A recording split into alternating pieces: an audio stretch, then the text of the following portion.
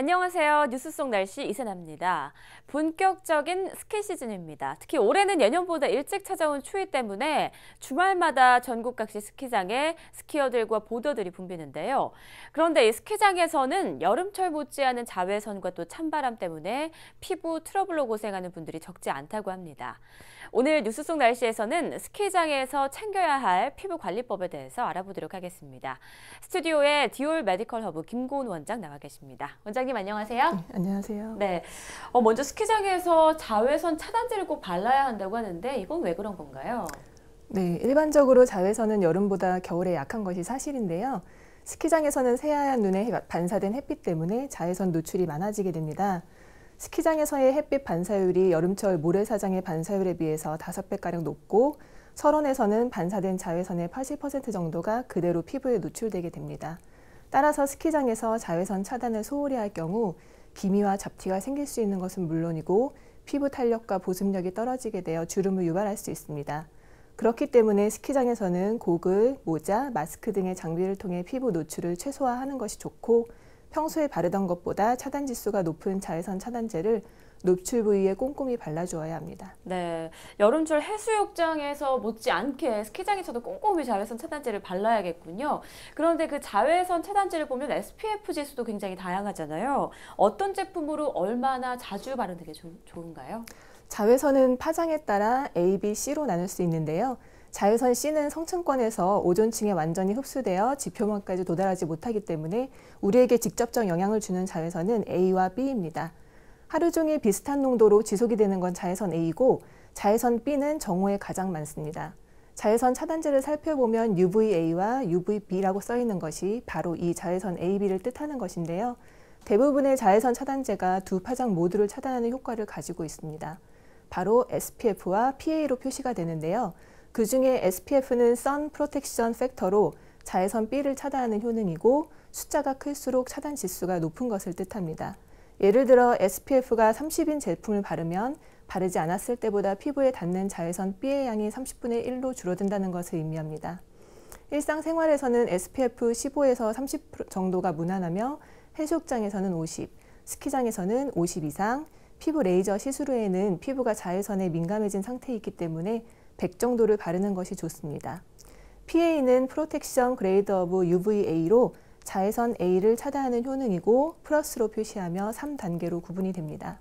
자외선 A는 연중 큰 변화가 없고 유리를 투과하기 때문에 실내 활동이 많을 때엔 PA 지수가 높은 제품을 바르는 것이 좋습니다. 네, 일단 스키장에서는 SPF, SPA 50 이상을 바르는 것이 좋겠군요. 네. 네, 그런데 또 이제 아이들을 갖고 계신 부모님들께서는 좀 고민을 하시더라고요. 이제 성인들이 쓰는 제품을 아이들에게도 써도 되나 고민이 많으신데 어떨까요? 6개월 미만의 아이의 경우에는 피부가 얇고 성인보다 피부로의 흡수가 잘 되어 외부 물질에 대한 감수성이 높을 수 있기 때문에 자외선 차단제를 사용하지 않는 것이 좋습니다.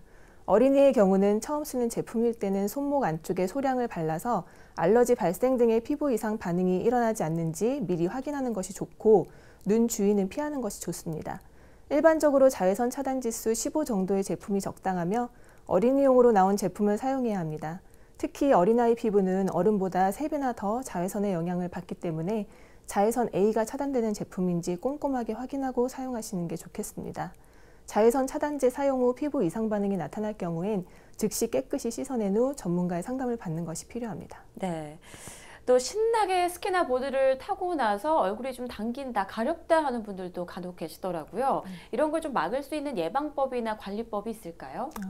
스키를 타고 난 후 발생하는 얼굴 건조감과 가려움증은 스키장의 찬 공기와 강한 바람, 그리고 자외선 노출에 의해 유발될 수 있는데 자외선 차단제를 바르기 전에 보습력이 높은 에센스나 크림을 충분히 발라서 피부 보호막을 형성해 줌으로써 예방할 수 있고 피부 노출을 최소화하는 것이 가장 좋은 예방법이라고 할 수 있겠습니다.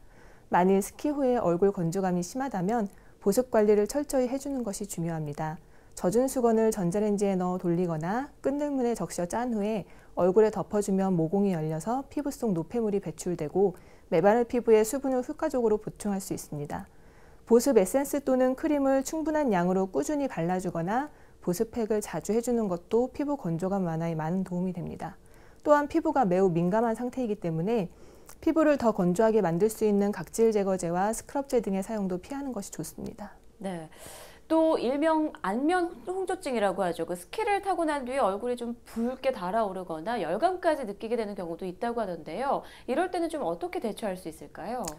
찬바람에 자극을 받았던 피부가 갑자기 따뜻한 실내 공기에 노출되면 혈관이 비정상적인 수축과 팽창을 하게 돼서 안면 홍조가 나타날 수 있는데, 특히 민감성 피부에서 피부가 쉽게 붉어지는 특징이 있습니다. 이때 미지근한 물에 세안을 하고 팩을 통해 피부를 진정시킨 뒤에 수분을 공급해주면 진정 효과를 얻을 수 있습니다. 만일 과도한 자외선 노출로 인한 홍반이라면 노출 4 내지 6시간 후에 노출 부위가 붉어지면서 화끈거리는 증상이 나타나는데, 이럴 때에는 화장수에 적신 솜을 냉장고에 두어 차가워진 상태에서 얼굴 위에 올려놓거나 찬 물수건이나 얼음주머니 등으로 냉찜질을 해주는 것이 즉각적인 증상 완화에 도움이 됩니다. 심한 경우 물집이 생기거나 발열 등의 전신 증상이 동반될 수도 있는데, 이런 경우 전문의의 치료를 받는 것이 좋습니다. 물집이 생겼을 때 관리를 잘못하면 2차 감염, 얼룩덜룩한 색소 침착, 흉터 등이 생기기 때문에 바로 병원에서 치료를 받아야 하고, 절대 손으로 터뜨리거나 벗겨내지 않도록 주의해야 합니다. 네, 일단 어느 정도는 집에서 좀 진정하는 요법으로 이렇게 처리를 할 수 있겠지만 좀 심한 경우, 물집이 생겼을 경우에는 병원을 찾는 게 좋겠군요. 그리고 또 소위 얼굴이 뒤집어졌다라고 표현을 할 정도로 좀 심각한 상황일 경우가 있거든요. 이럴 때는 좀 피부과에서는 어떤 시술을 권해주시나요? 피부 손상이 심할 경우엔 무리하게 자가 관리를 하기보다는 전문의와 상의하는 것이 좋겠는데요.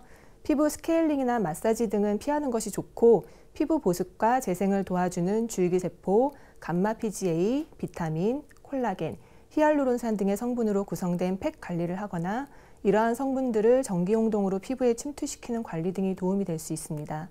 또한 과도한 자외선 노출로 인해 기미와 같은 피부 색소 질환이 발생했을 때나 안면 홍조의 증상이 지속될 때는 레이저 시술이 효과적일 수 있겠습니다. 네, 일단 이 스키장에서 다녀왔을 때는 피부가 극도로 예민해져 있기 때문에 최대한 좀 진정과 보습 위주로 관리를 권하시는군요. 네, 오늘 말씀 고맙습니다. 네, 이렇게 스키 시즌을 맞이해서 피부 관리법에 대해서 알아봤는데요. 정리를 해보면 외부에 노출되는 부위를 최소화하고 평소보다 차단 지수가 높은 자외선 차단제를 발라줘야 피부 트러블을 예방할 수 있다고 합니다. 또 간혹 물집이 잡힐 정도로 심한 경우에는 전문의가 있는 병원을 찾는 게 좋다고 하니까요. 알려드린 정보 잘 참고하셔서 건강하고 즐겁게 겨울 보내시기 바랍니다. 뉴스 속 날씨 오늘 준비한 내용은 여기까지입니다. 시청해주신 여러분 고맙습니다.